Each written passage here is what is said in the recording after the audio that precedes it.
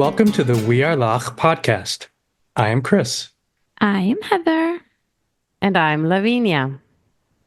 You can find our introduction in the podcast feed and in the show notes to this episode. So before we dive into this topic with you, Lavinia, which is about fashion, I just want to note that we are recording this on October 7th, 2024. So it's been a year since the beginning of this phase of the genocide in Gaza. And to quote Rabbi Brant Rosen, this is a time of genocide. This is a time of genocide. And we know that there have been other genocides in the past, and there is more than one genocide happening right now. And so it can feel very uncomfortable having an episode about a topic like fast fashion in the midst of all this suffering and in the midst of all of this repression and the double standards. But you, Lavinia, you are aware of the deep harm that happens even in the fashion industry, in a place where maybe we don't think about it very much. And it makes sense for us to uncover harm everywhere that most people want to avoid, just as they may wish to be avoiding the news right now. And this past weekend, I was in Bogota, and there were people who were living on the street. And the way that we are taught, conditioned to walk past them, I think speaks a lot to why, if we can do that with someone who's right in front of us, then of course we can do it with people living far away, or in an industry like fashion where we literally don't see the people. You know, we're just wearing clothes and we're like wanting to feel good and we want to look good. And, you know, it's all about that. And that suffering is really hidden. So if we're not able to look at the suffering in front of us, then how are we ever going to be able to look at the suffering that's in a hidden industry? Yeah, Heather, I'm grateful you said that, because I do agree that it's important for us to highlight that this is a time of genocide, of multiple genocides, and that talking about this, as uncomfortable as it is completely in line with the approach that we hope to take in our podcast. Indeed, a big part of that is what you just said, which is we're conditioned to ignore people who are even right in front of us. And for that reason, I would definitely tie our podcast and the themes of our podcast regarding racism and appropriation, dehumanization, exploitation, and really capitalism at large to genocide as the most extreme form, extreme implementation of all of those things that we do talk about in our podcast. So in this episode, our second episode, which is still very experimental, we're going to begin, as you've said, Heather, to highlight some of these connections in the context of the global fashion industry. Yeah, thanks, Chris. Yeah, and as we've been doing, we started with you, Chris, last time, talking about the aviation industry.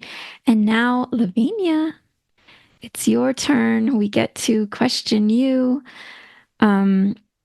And you're one of the hosts. And so, yeah, I'm excited about this. Thanks, both of you.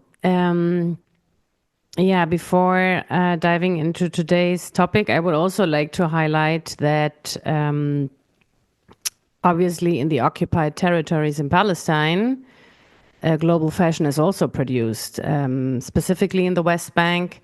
There's a couple of garment factories, ready-made garment factories owned by Israelis, and they are producing for sportswear brands like Puma and Adidas, PVH Corp, and so on and so forth. And as we can imagine, not only the fashion industry, but all consumer goods industries, everything is interconnected. And working conditions in occupied territories where Palestinians do not have the same rights, and obviously not the same workers' rights, are super detrimental. And this is a topic which is often left out of the whole conversation regarding working conditions in the global south. You know, we mostly talk about the MENA region, like North African countries producing fashion for Western countries, Southeast Asia, and so on and so forth. But yeah, there's also luxury and urban fashion goods produced in the occupied territories under awful conditions. Lavinia, I'm really grateful that you shared what you just shared, because, and I will confess, this is certainly not something that I was aware of. And perhaps it's maybe something I could have uncovered if I were looking. But I believe a great function of this podcast is to share things with our audience and really with each other that we wouldn't even know where to begin to look for. And we are talking today in this episode about fashion, and particularly about greenwashing in fashion. But I want to emphasize to our listeners that when we talk about greenwashing, it's not just about carbon dioxide emissions or the use of water, wastewater, fibers, synthetic versus natural. We're talking really about human lives. We're talking about the people who are not just invisible just because, but they are invisible because there are forces, there are institutions, there are other people who have invisibilized and dehumanized them. And so I really want to hear from you more about some of these hidden sides of quote unquote greenwashing. Perhaps even the word greenwashing is not the most ideal word to really capture all of those elements. But I think for simplicity, just for the sake of opening the conversation, could you talk about what sparked your focus on these more hidden sides of greenwashing that we will begin to get into in today's episode? Yeah, I would love to. I think greenwashing is an okay umbrella term. But within my work in like dissecting different layers of greenwashing, not only in the fashion industry, also in other sectors, I believe that my focus really comes from the frustration with how sustainability is often simplified, or always simplified, we might even say, right?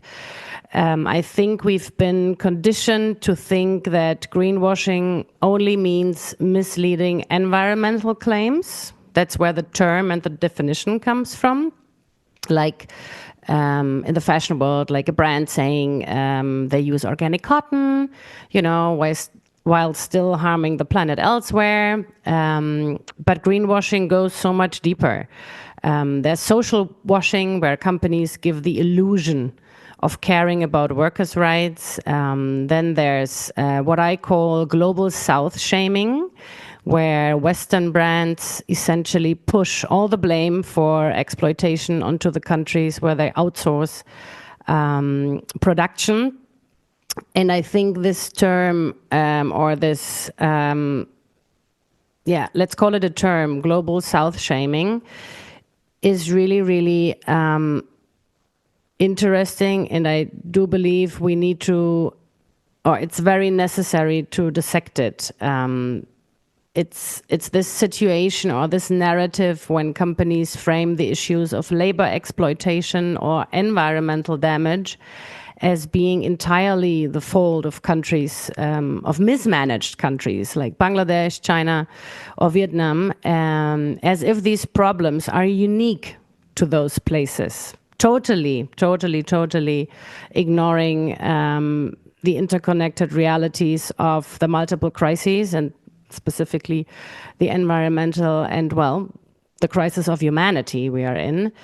And one of the realities is that, well, the entire system of production, not only fashion production, is built to exploit cheaper labor in the global south. But Western brands and consumers drive that demand, right? So by scapegoating the global south, these companies ignore their own complicity and their role in perpetuating harm. And yeah, I believe it's colonial mindset, blame the producers while the real power structures remain untouched. Yeah, thanks, Lavinia. I mean, as a consumer, I have known for a long time how bad things are. And I spent 17 years in the UK where they have a really a strong culture of charity shops where every high street has several charity shops so that you can get used clothing really cheaply. So there are lots of people like me, when I lived there, that would go to these shops to avoided buying new clothes. We just never had to buy new clothes. You just get it there and it's cheaper and it feels like you're doing something good. But I have a feeling, and I think I've heard that this isn't a way to absolve what's happening, where clothes end up, etc. Maybe you can speak to that. And then I'd also be curious to know, what are we supposed to do for clothes, that kind of thing. Yeah. Well, there's obviously no right or wrong answer. What I can tell you is that purchasing clothing from charity shops is not the solution to overproduction, nor, to the multifaceted problems, in global garment and textile supply chains. But it really depends on the place where all of this is happening and the regional infrastructure of waste management. So it gets really, really, really complex. I think the UK is a very specific place because, for a couple of different reasons of missing social infrastructure, the charity sector is very, very big in the UK, right? In Germany, this is a little different. In France, it's different. I actually don't know how all of this is managed or mismanaged, in the US. I think, first of all, if folks donate their clothes because they do not use it anymore, it's totally appropriate, right? Instead of discarding it. And then in case the infrastructure behind it is mostly and majorly managed by civil society organizations, there is a social infrastructure of creating jobs, of, giving new value to the items and so on and so forth. That is also good and might even be one of the partial solutions to, reusing and scaling up. Oh my gosh, I'm using the word scaling up. I don't want to use the word scaling up, but helping, the circular economy. Let's put it like that. The problem nowadays is that big retailers have realized that it's very good money. The secondhand clothing market is very good money. And basically, the civil society organizations over the last 30 to 40 years globally in the West have, implemented an infrastructure of a kind of reverse supply chain and donations.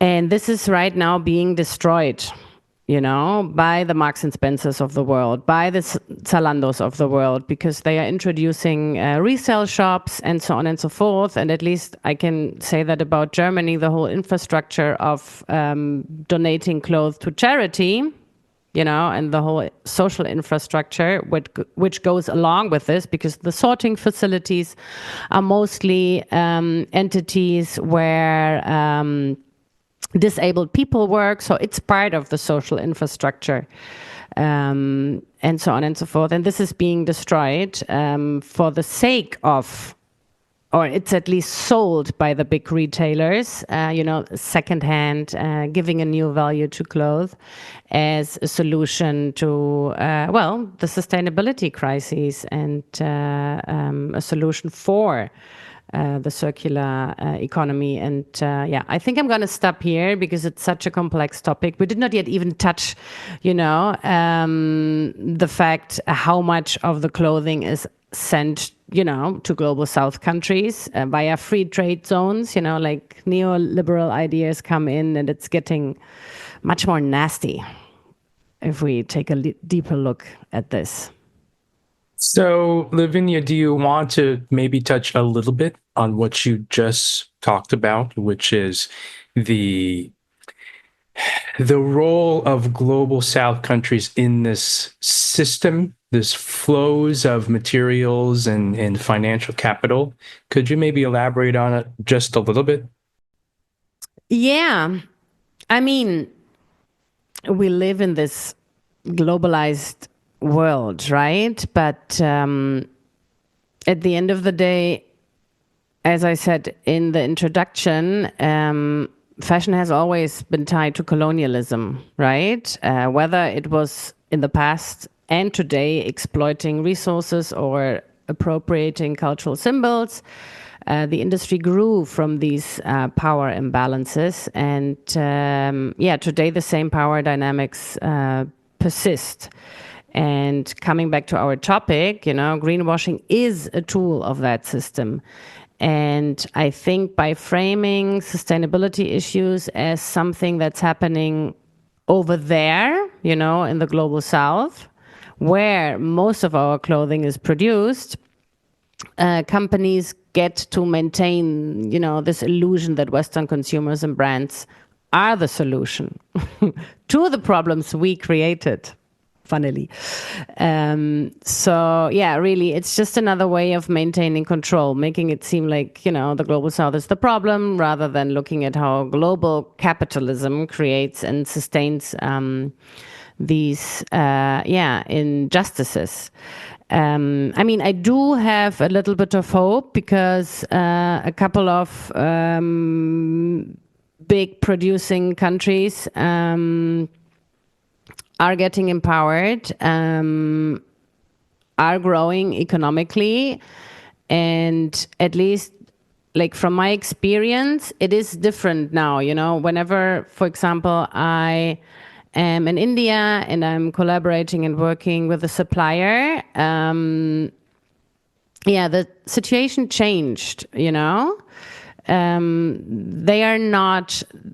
They tend to tell me, and I obviously welcome this, no, this is not possible. We are going to do it this way. You are not going to tell us how to do it. This is what is possible, and so on and so forth. So there is a little, like, I personally do have a little hope, but When I look at some places in the global south, and I live in the global south, I live in Colombia, but so I guess I can just speak from this, but I also see it on the television that there are people wearing very Western clothes, like t-shirts with brand, like New York or, something. How are these, educate me here. How are these things ending up in those places? Is it because they might have been made there and then they're sold there? Or is it because someone is selling it to them? And what about places where we're made to believe that there's no money, like there's like a humanitarian crisis, people can't afford to go, there's no malls, or, like, where are people getting Western clothes from? Like, how does it work? Through all streams which do exist. They are manufactured there. The big fashion companies do have license factories everywhere, like the big ones. There are cut make trim facilities in Colombia of Adidas and so on and so forth. Garments are produced everywhere in the world. And in some cases, they come, as secondhand clothing.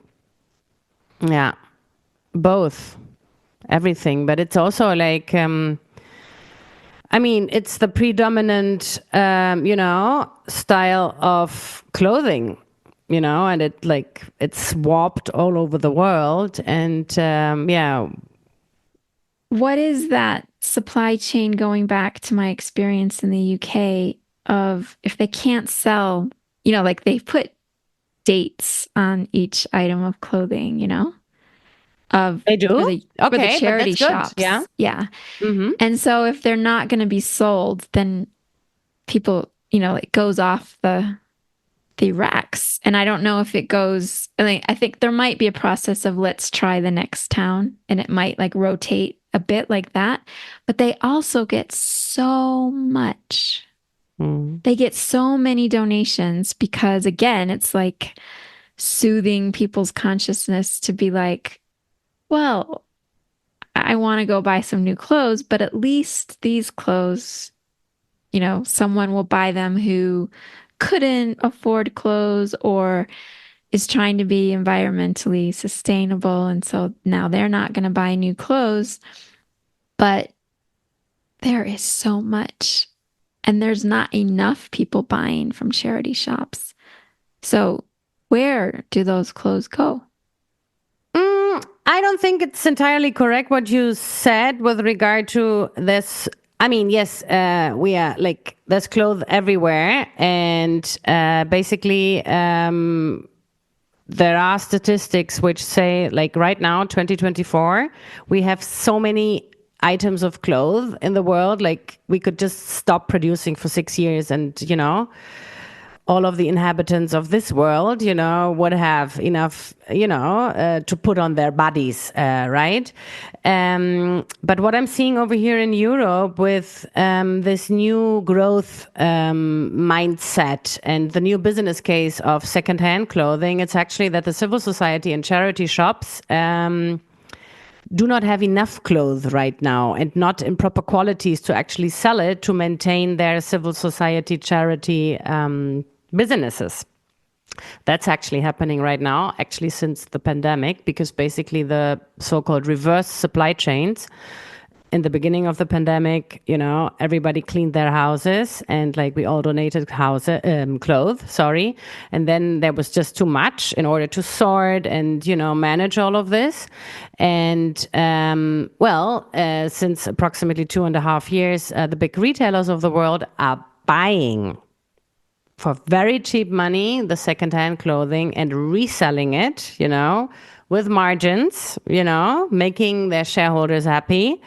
And the charity shops are actually struggling. And whatever is not sold over here in the West, it depends a little bit on the country, because waste is perceived differently in different countries. But the donations are classified, and they are very, very, at least over here in Germany, they are very racist terms for the classification of used clothes.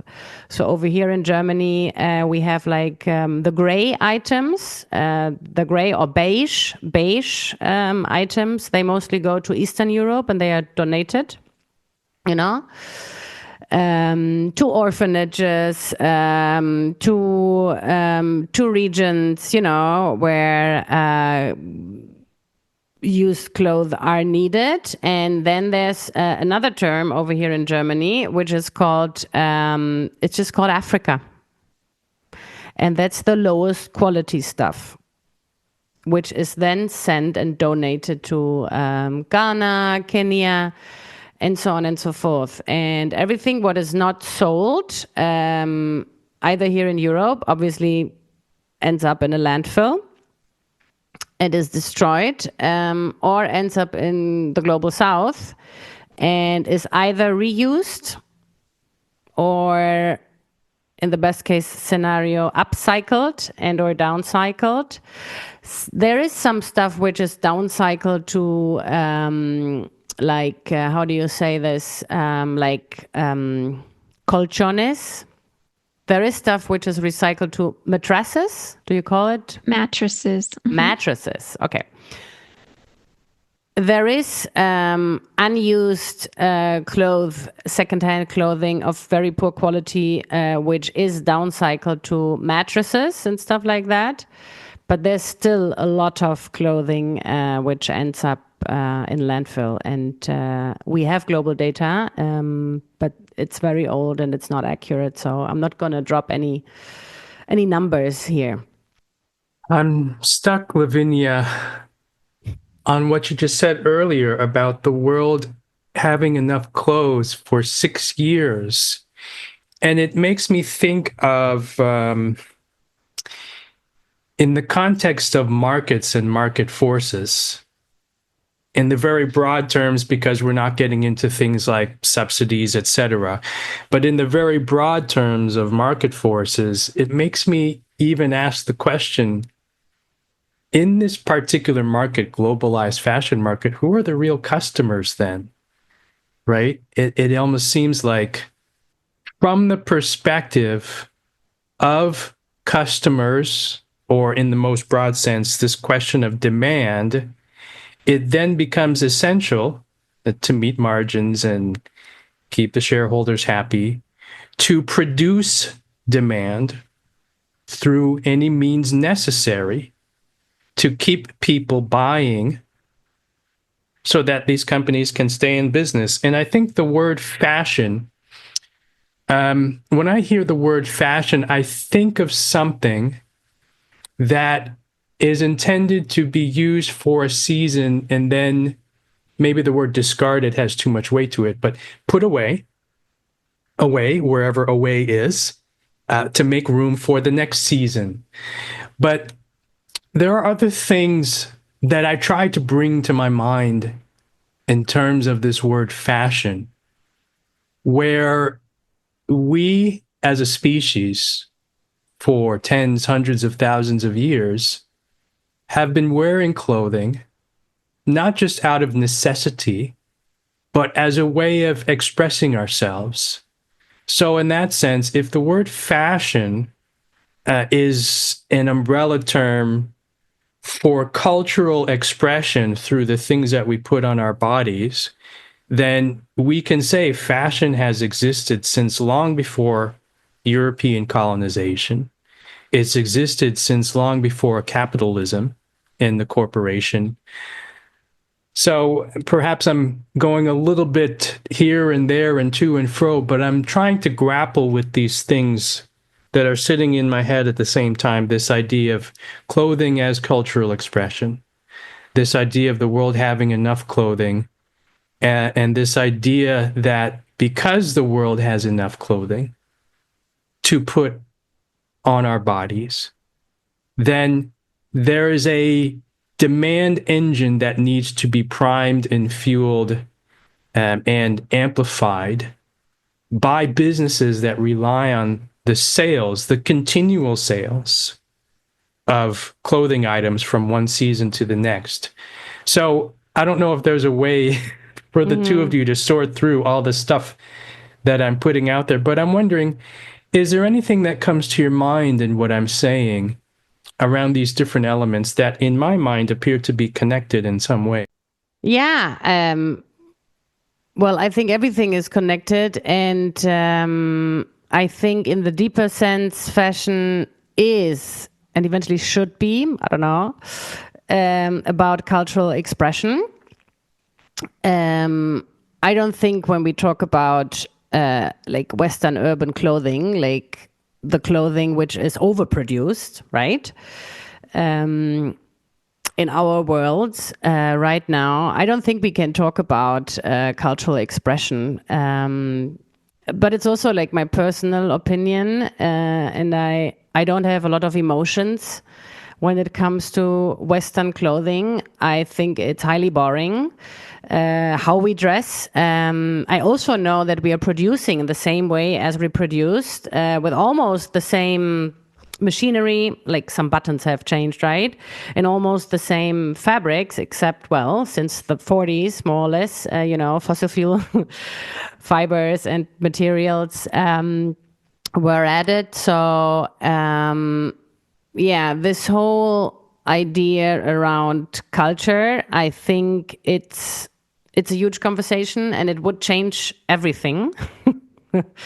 How we perceive fashion and so on and so forth. But I would also like to highlight that also pre-colonial times, clothing, even in feudalism, I can only talk about Europe because this is unfortunately more or less the only history I studied, or I was made to study.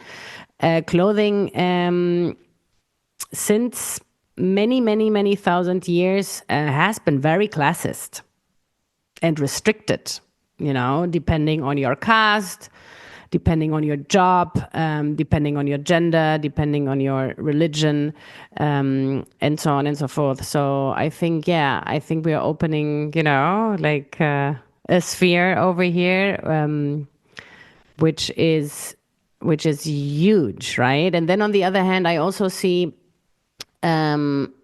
clothing in uniforms.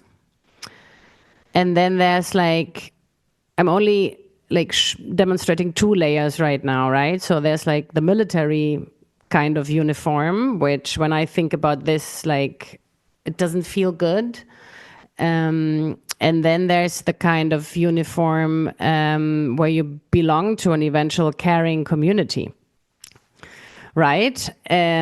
So I think there's so many layers to it. But what bothers me personally is the sheer amount of boring, same style clothing which is circulating the world. Yeah. I bet I'll say this more than once in this podcast series, but I really find it so tragic how I can be in the middle of Poland and see a Kentucky Fried Chicken on one side of the road and a Burger King on the other side and say, guess where I am? But not only that, it's the houses, the cars, the restaurants, the hotels, the malls, the way people are dressing, how people say things. And it's a monoculture.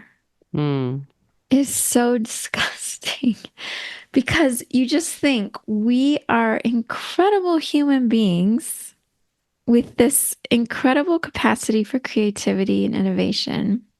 And it's not through the fault of the people in general that this has happened. Even the weapons being used, if you're going to have war, the weapons being used are the same all over the world. So you just think something has happened, and, we call it colonization and all of that. But certain companies, certain rich people, are able to really destroy culture.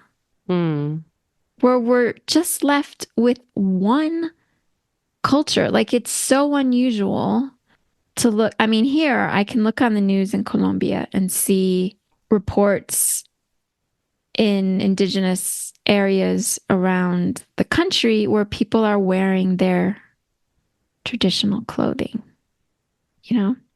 But the indigenous people that live here in my town are displaced.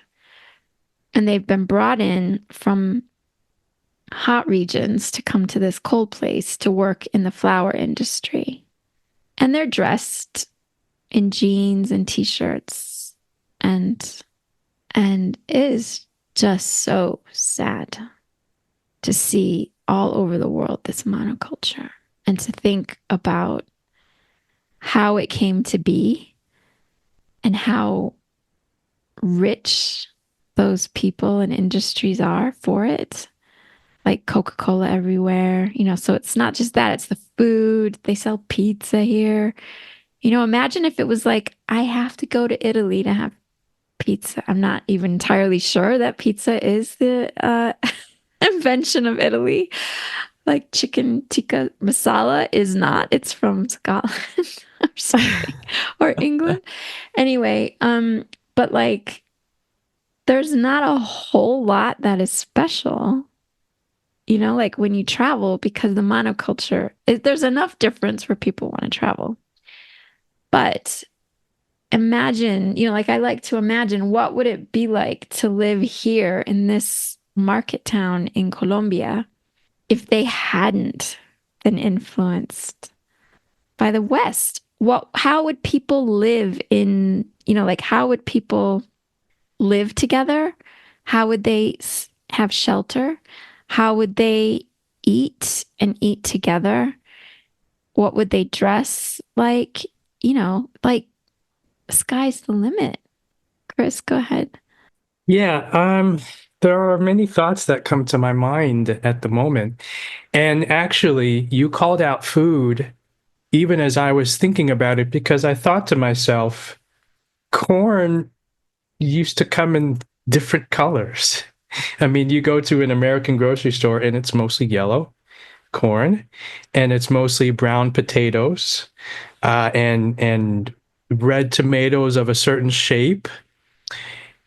So one of one of many reasons why I really like talking to the two of you is that we both, all three of us have the desire to uncover how the world came to be and what were the forces that made that happen.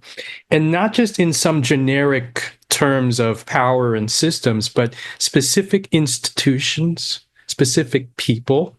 This idea that the world of today just sort of happened on its own, I don't accept that. I accept that there are systems and that systems have feedback loops and there are dynamics. This I agree with 100%. But I also believe the systems of today were established with certain intentions, certain decisions by entities, some of which were very, very powerful. I will say this, one of the things that I grapple with that I don't necessarily have a good answer for is that the number of people on planet Earth is much, much higher now than it was back even 200 years ago.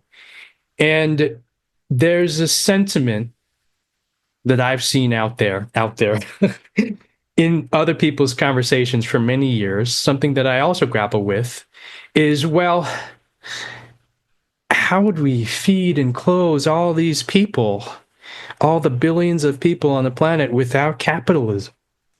Right? How would we, how could people afford to live? Billions of people, 7-8 billion people on planet Earth without these huge industries and these global supply chains. And I guess you might say this monoculture, that is to say that the culture we see of today, we're being sold this idea that what we see is actually a result of people expressing themselves. That this is actually what people want. This is the food people want to eat. This is the clothing people want to wear, or else why would people buy it? I'm interested to hear your reactions to this thing that I have in my head. Yeah. I think people wouldn't need to afford, first of all, to survive and or, to live a good life. I think this idea of affording, outside of capitalism, it doesn't exist or it changes, and then I think at least what I understood after, being so heavily trained and manipulated by this idea of all size fits one solution thinking in sustainability is that place dictates strategy. And it depends on the very hyper-local region, which crops, hand in hand with the weather conditions do interconnect and intersect with different crops in order to, regenerate the soils and so on and so forth. And the same applies, obviously, to produce clothing and or eventually, based on natural fibers, right? So where I come from Germany, cotton is a desert crop.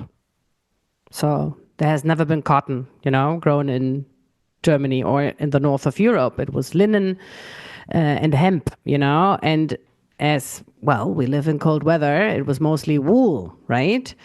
We were using. So all of this would change. Yeah, and like we'd have 6 years to work it out because there's enough clothes to last for 6 years, for one thing. And yeah, definitely the taking the profit motive out of it, like would change so much. And so there's, thought experiments that we could do where it's like, if suddenly something happened and we got rid of capitalism, how would we clothe ourselves? And number one, we'd want to distribute all of those 6 years worth of clothes around the world, which might be a bit more confusing now with extreme weather. So places where you thought they don't need winter coats, they do now, like in Kenya, or places where they didn't think it would get too cold. Too hot. Now they need to like have more clothing like that. Yeah. So redistribution, in a loving, caring, mutual aid way. But we're not going to, like, that thought experiment is not going to happen. Like, I guess the closest maybe we could get to it is through collapse of the global supply chain, through like how Panama, like when there's more droughts now, and so the Panama Canal can't have ships. And then how are they supposed to get clothing, but also medicine and all kinds of things to people? So I suppose we could think in terms of, there's been a dock workers strike in the US, and, you could think, well, what, or the Houthis, like shooting at Israeli allies, with their container ships and things like that. So you could think, well, that kind of disruption, what would we do? And yes, so there might then be enough clothes around in the system, to last for that kind of thing. But yeah, like you were saying, Lavinia, what would happen after the 6 years and people still need clothes? I think there'd be a long period of like, yeah, I guess it would be not necessarily upcycling, but just a recycling, like repairing of clothing and combining clothes together and not really caring so much what, like the idea of fashion and style would really change, and people could get more creative with what they put together and how they, they might decorate their clothing in a certain way, and, just people's creativity, might come out in that way. But I think that just because you take away the profit motive, same with medicine, it doesn't mean that no one will be willing to provide people with things that they need without a profit motive. And that's like a real lie that they've sold to us. I'd rather have doctors who are doing it because they care about my health rather than because it was a lucrative profession to go into, I'd rather trust a pharmaceutical company that wasn't in it for the profit. Like, I want to know that they, are working on prevention stuff more than working on, like the medicine, because what they're doing is what makes sense for the health of people rather than how are they going to make the most money. So I really like, my hope is in the sense of I believe people do care about each other, really, and that we would see people who need clothing and figure out how to clothe them, see people who are suffering from illness, etc., and want to find, you hear children around the world saying, "Oh, I want to grow up and, find a cure for something." Like they're not saying I want to grow up and make the most money I can, and so I'm trying to figure out, like, should I be a YouTube influencer or, whatever. You see, really deep down, people want a meaningful way to contribute to life on the planet. Yeah, I really like the different things you've said, multiple things, Heather, that really bring some thoughts to my mind. One of which is, as you began with, this idea of thoughts, thought exercises, and where you went with that. You just wrapped by talking about children and children's dreams. I was speaking to a business coach just last week or the week before, and she said something that I've been trying to grasp and still working on grasping not very well. This idea of what does it mean to be playful? And of course, she was speaking in the context of business, but I feel like I'm seeing something, combining this idea of thought exercises and of visions and dreaming and of playfulness and of children thinking about their own futures, not in terms of wanting to make the most money, but wanting to express themselves in a different way. And we've been talking today about self-expression in its various manifestations.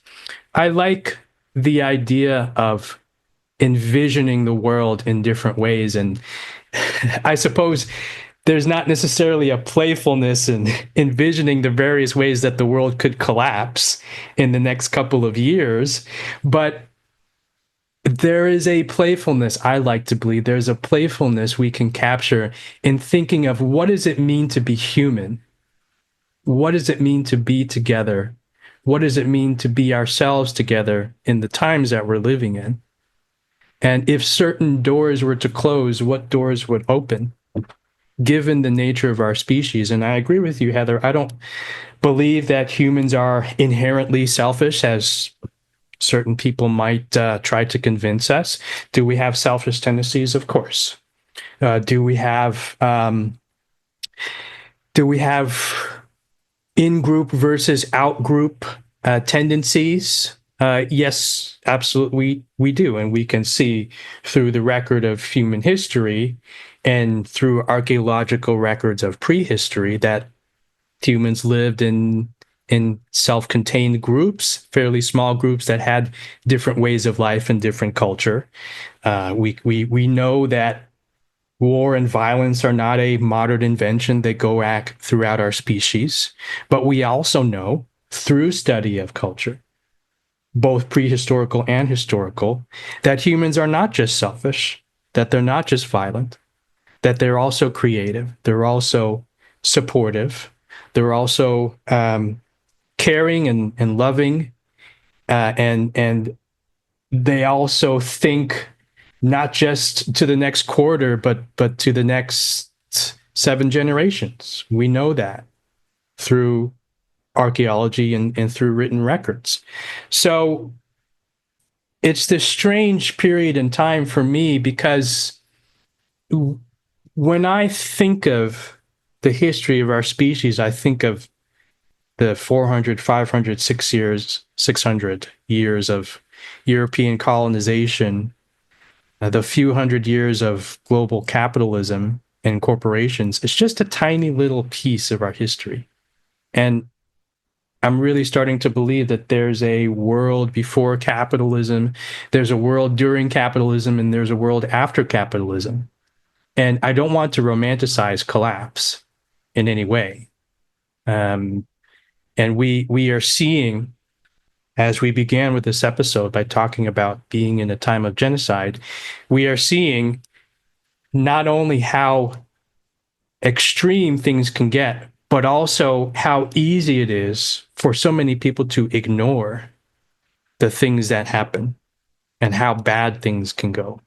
So I don't want to romanticize collapse, but somehow in this whole mix, I'm trying to grasp this idea of what does it mean to be who we are, even in a time like this, even in especially this idea of even these times are perhaps not nearly as bad as things can get. And I'm wondering if the two of you might have thoughts in response to this, particularly in the context of fashion. But of course, I think for a while now in today's podcast, we've been talking well beyond the bounds of just things that we put on our bodies that are made of cotton or linen or rayon or hemp. I'm just interested to hear how you would respond. I hear you. I feel you. I have mixed feelings. First of all, like coming back to greenwashing and the different layers, I hope I pronounce it properly in English. Green whining. It's a new term which is coming up, especially in social media. So there's basically a movement of ignorance with regard to societal collapse, where folks are performing and celebrating, like eventually, in our opinion, like toxic behaviors like overconsumption and drug abuse and consuming more and more and more and more fashion. So this is the thing on the internet nowadays, and it's growing. This movement is growing. Okay. Although, I live in my bubble. I think everybody, at least, in my circle is more or less aware of the fact of, well, fast fashion is bad. We are, buying too much, blah, blah, blah, blah, blah. And then on the other hand, on TikTok, there's a trend, which I'm observing since approximately 5 to 6 months, which is interesting, by a couple of Gen Z. Well, not a couple, millions of Gen Z influencers who are having like a battle on underconsumption of fashion. This is also interesting.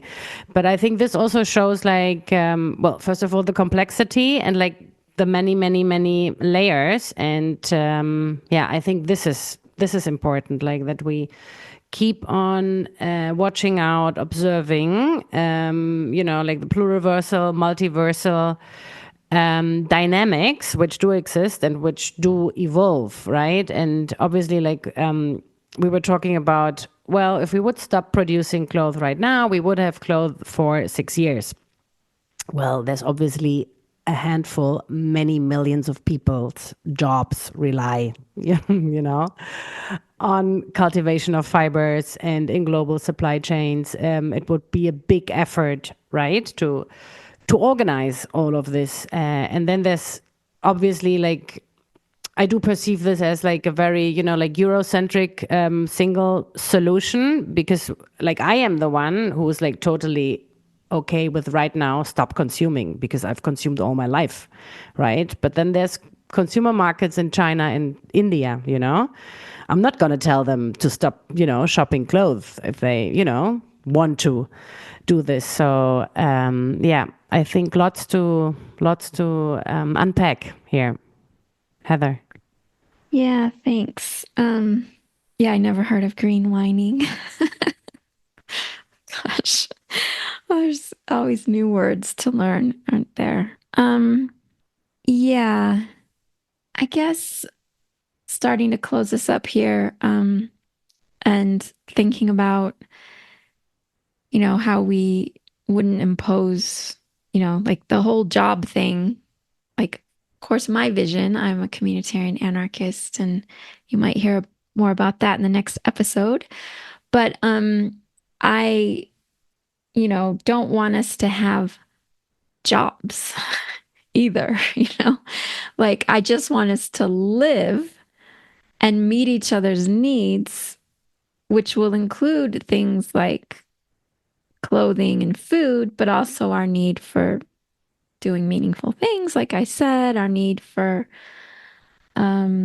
community and all of that. So yeah, bringing us back towards the top of the episode and not wanting to look at suffering, and everything is so globalized, these systems, and who's doing the jobs, who's growing the materials for the clothes and everything. And we didn't even touch iPhones and genocide around that. Yeah, I guess like what you were saying, Chris, about how, what came up for me when you were talking was how we really need to take time with each other to feel what is happening in the world and not just walk by people on the street without really grappling with, this person isn't just a statistic. This person is someone with needs, and they are sleeping on the street while hundreds of tourists walk by. And then we can come home and turn on the TV and watch reports about what's been happening the past year, and all those messages we're getting. And I mentioned lies earlier, and we do hear lies now, like excuses and the dehumanization of people. They become statistics. Certain people, they deserve to have their names read out and their photos up, and other people don't. And so there's nothing super wise to say here other than it's all devastating. And yet, my hope in this is seeing more and more people becoming radicalized by the double standards. We just had Hurricane Elaine in the United States, and of course, it gets more coverage than. Well, it's not even getting that much coverage, but it gets more than you would get in Bangladesh or something. But still, I've been listening to the stories there, and who is coming to save us? It's not industry leaders, it's not governments. We only have each other, and that requires like us being very deliberate around like resisting the dehumanization of our fellow humans. But thank you, Lavinia, so much for sharing all this and teaching us about greenwashing and all sorts of things around the supply chain. Yeah, thank you. Yeah. Chris, go ahead. Yeah, I appreciated and I said this before, but I'll just say it again, maybe in a different way. One of the reasons why I really enjoy our conversations, the three of us, is we start with, it's almost like a little crystal that is the topic we announce at the beginning of the episode. And then in the act of talking, we see naturally all the different interconnections. I mean, perhaps it's even a cliche. Well, it is a cliche. Everything is connected. But in speaking about it, I feel like the three of us naturally uncover all those different connections. And we also uncover and acknowledge how there's so much more we could say, and how there's so many more interconnections that we could uncover. And just today, in the limited time that we've spoken, we started with genocide, and we talked about fashion, we talked about the global north and south, about capitalism, we talked about fashion materials, We talked about food. We talked about cultural expression, anthropology and archaeology and history and prehistory. And I'm grateful for that. In a way, even though we were talking about the darkness of times, it's almost like our own little way of being playful and being joyful with one another. And I'm just grateful for that. So I really appreciate the two of you for conversations like this. Yeah, thank you both, Heather and Chris. Yeah, that was a wild episode, and I'm trying to sum it up and bring it in line with the day we are recording. I think greenwashing takes the form of temporary solutions that don't address structural inequalities. I think this is one of the easiest and most direct definitions. And I believe everybody here in the room, we request a ceasefire now, right? And no temporary solution now. And then I think also like tech companies and even arms companies, and big oil are talking about reducing carbon footprints, but behind the scenes, and not even behind the scenes, in front of our eyes, they are producing and dropping bombs, which are like environmental catastrophes, So across sectors and specifically military, or everything what has to do with the military, greenwashing is a tool to maintain the illusion of progress in the most violent way there is. So, free Palestine. Yes, Lavinia, thank you. And as we say goodbye, I am in the hot seat next time talking about higher education, but I'd also like to give a shout out to my friend Alex in Wonderland, who literally isn't in Wonderland, although maybe, he lives in his old world, maybe, but it's in London, in England. And for the theme song, Climb Aboard, which there's a link to it in the show notes. And so thank you, everybody. Yes, and thank you to our listeners. Please be in touch with us if you have any comments or other suggestions for future topics. As you can see, we take all topics and weave very big and experimental conversations with them. Yes. Bye. Bye, fellow Lachs. Bye-bye.